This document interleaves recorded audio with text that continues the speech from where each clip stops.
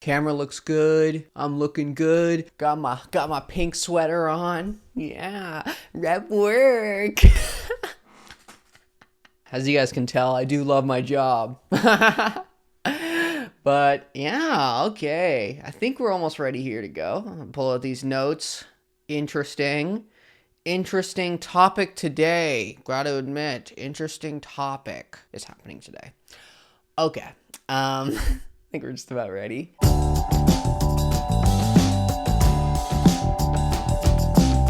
Hey guys, how's it going? It's Sam Downey here. Make sure to follow me on Instagram at SamDowney44. Also, make sure to subscribe to my YouTube channel right here. Keep on messing that up. YouTube.com/Sam Downey. I'm posting new videos here every week. So, talking about like non-binary stuff, trans rights, non-binary rights, that kind of stuff as well. HRT, all that kind of stuff. So if you're interested in that, make sure to subscribe and turn on notifications. And if you have any friends that are interested in that as well, make sure to share this page with them, share some vids and stuff like that, because everybody likes hearing trans people talk. Yeah. All right, so today's going to be a little bit of a different kind of topic. I haven't really talked about this kind of stuff yet on my channel, but I'm really excited to, get into this kind of stuff. So the main question for today is going to be, is non-binary genders recognized in Canada, where I live? I'm a Canadian citizen. I live in Ontario, and yeah, we're going to go over some stuff about, non-binary being recognized in Canada. So, non-binary genders have been recognized federally in Canada. I think for the last couple of years, honestly. I think it happened in like 2017, 2018. Yeah, and so basically, non-binary genders are recognized in Canada, which is really cool because a lot of countries still haven't recognized non-binary genders. They have recognized transgender, and what I mean by transgender when saying that is someone who goes from like male to female or female to male. That is recognized in a lot of countries, but non-binary genders, kind of like, the gender spectrum, isn't totally recognized everywhere, but in Canada it is, which is really cool and honestly really exciting for me as well. Like, for example, the last time that I saw like non-binary on kind of like a form or something was when I went to go get my COVID vaccine. So in Canada, because we have a public healthcare system, the way it worked with the vaccines when they first came out is you signed up online and then you had to go to one of the public vaccination sites, which is usually at like a sporting event kind of place or like a community center. I went to a community center, and basically you showed up, they took your name, all that kind of stuff, took your health card, and then you had to fill out a short form, and then basically you took that form up to the person that was doing your vaccine, and then you got your vaccine.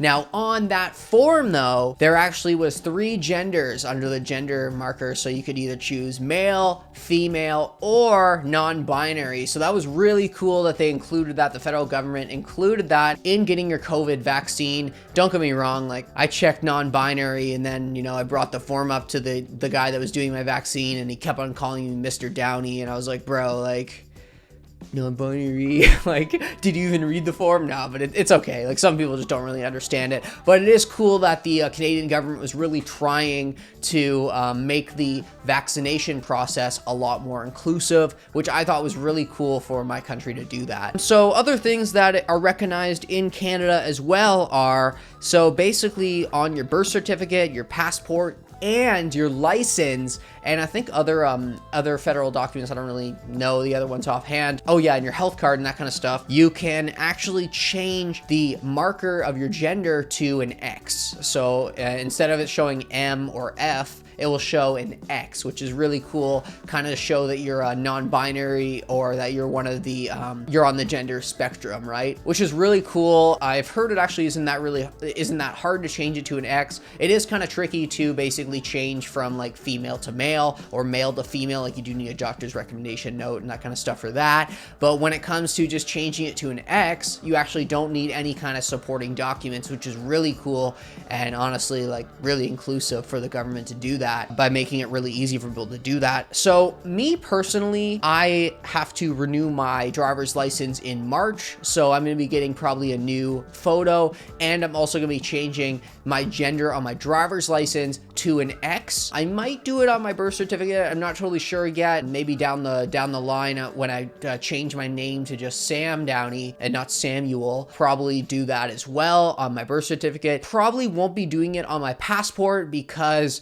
sadly in other countries, if I was traveling to another country where non-binary genders aren't recognized, I might get some awkward questions where basically the customs agent in that country might like ask me like, what's your sex? What's your assigned sex at birth? Like, what does this X mean? Like, and it'll kind of be a little awkward because that country might not accept non-binary people, which would get a little awkward. So I'll probably end up keeping my passport to just a male passport, which kind of sucks, but maybe down the line, a couple of years when a lot more countries are a lot more recognized of non-binary genders, I might change it during then. But for now, I'll probably keep it as just M or male on my passport. But driver's license, 100%, I'm going to be changing that for sure to an X, and then birth certificate, totally haven't decided fully, but like I probably will as well. And I know a lot of you guys have been asking, oh, is that something you're going to be doing? And yeah, I will be doing that. It does really mean a lot, and it does make me feel more validated as a non-binary person. And yeah, like as I said before, I really appreciate my government in Canada being really inclusive of non-binary people, right? And another thing that's really cool in Canada is, this is actually specifically in Ontario where I live, we have started getting gender inclusive bathrooms in public places, which is really cool.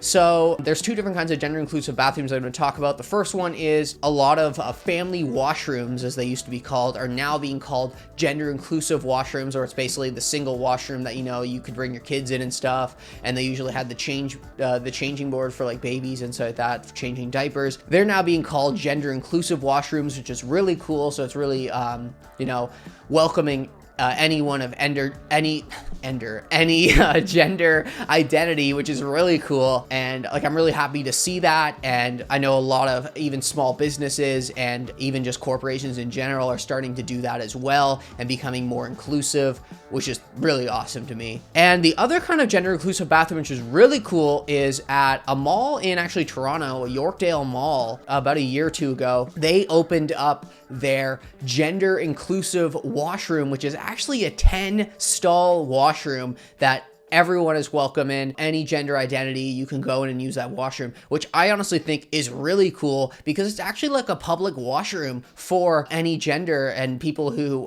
affiliate outside of the gender binaries, right? Like male and female. And it really welcomes everyone. And also, I just think it's cool because it's like a public washroom. It's not just like one of those single washrooms, because like in the end, like of course, like changing the family washrooms to gender inclusive washrooms is a really big step. But at the same time, like I do find sometimes when using those kind of washrooms, it's like, it's only one person, it's only a one-person washroom. So, you know, everybody knows if you're going in there, like, you know, you are non-binary and stuff like that. I feel like these new washrooms, these gender inclusive washrooms that are popping up that are like public washrooms and have multiple stalls and everything like that, I think it's a really cool idea. And I'm really excited for more malls to start doing that. Like the mall that I work in, they don't have them yet, but hopefully in the next like year or so, I feel like, you know, for being in like, yeah, you know, kind of like a woke area, because it is like downtown, right? I feel like in the next year or so, they're going to start bringing in those kind of washrooms at other malls and at the mall that I work at, which would be really cool, because it is kind of like, I'm pretty lucky that, you know, my store that I work at, we have a gender inclusive washroom. Like we just have one washroom, right? So I can always use that if I'm at the mall or something like that. But, you know, it is kind of awkward having to use either the male or the female washroom. And I don't know, I feel like this is kind of like a thing that isn't really brought up as much. A lot of people think that when you're trans or you're non-binary, it's only awkward when you're using the opposite gender of yours that was assigned at birth. So like me, like I'm an AMAD person assigned male at birth. Me using the female washroom is awkward, and a lot of people think it's only awkward for me to use the female washroom. In the male washroom, it's not awkward at all. But in the end, honestly, using the male washroom, it's actually pretty awkward sometimes too. Like people do stare, and they kind of are like, they kind of sometimes, especially if I'm dressing very femme, they kind of are just confused. Like, I think, like, is that a girl or is that a guy? Like, and they will stare. And like I've had a couple people even ask me, like, like stuff like, oh, dude, like, I think you're in the wrong washroom and stuff like that, like, nicely, right? Like, but in the end, it is still really awkward. Like, you know, you have like 5 people staring at you like, yo, what gender are you? Like, you're not a dude. So, you know, it can get kind of awkward as well. Just using even, your assigned gender at birth washroom as well. So Canada is really, like, they're really moving forward with being more inclusive and everything like that, which I'm really thankful for.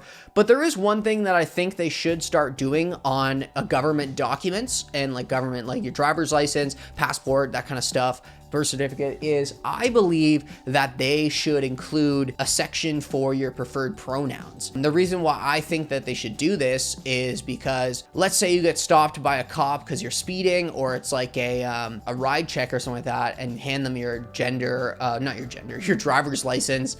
And, you know, even if it says an X on it, sometimes people don't know how to refer to you as. And I feel like if your preferred pronouns were on your driver's license and on documents like that, then people like, you know, cops, people that work at like Service Ontario or Service Canada, they know exactly what your preferred pronouns are, and they don't even have to ask really. And I feel like that would make it a lot easier for employees.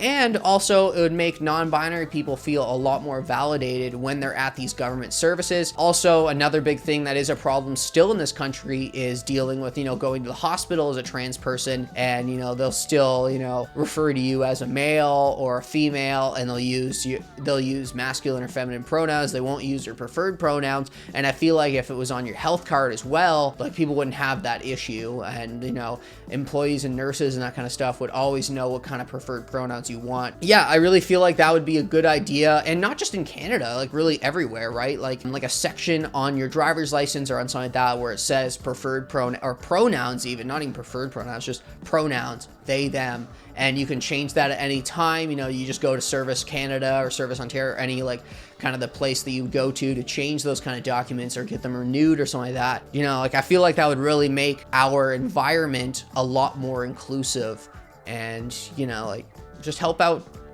people in general, and really, just make it a lot more inclusive. That's really the word. Honestly, in the end, I am very lucky to live in Canada, which is a very inclusive country. Honestly, like, I'm very lucky, especially with all the anti-trans laws that are being passed in the States and that are going into like Senates and stuff like that. Like, I just feel like it's, you know, we don't have that in Canada. Like, everybody just kind of has trans people and non-binary people's backs, and they want to be more inclusive compared to in the States, where it's like they're always fighting people on using different bathrooms and stuff like that because they feel like somehow like trans people are dangerous, and there's that stigma around like trans people being dangerous and stuff like that. So I am very lucky to live in Canada, and, you know, I do feel like sympathetic for people that do live in countries where trans people aren't treated equally. And that's why, like, you know, hopefully in the next couple of years, a lot more countries will jump on being more inclusive to non-binary people and trans people, because there's still a lot of work to do to make our world a lot more inclusive. But that's really about it for this week's video. Thanks so much for checking out every week's video, guys. I really appreciate it. Really appreciate everyone subscribing. Make sure to give this video a thumbs up. Comment any questions or comments that you have down below. I love answering any questions. I'm an open book, so, you know, ask me anything. Yeah, make sure to follow me on Instagram if you haven't already, at SamDowney44. I'm always answering questions on my Instagram as well,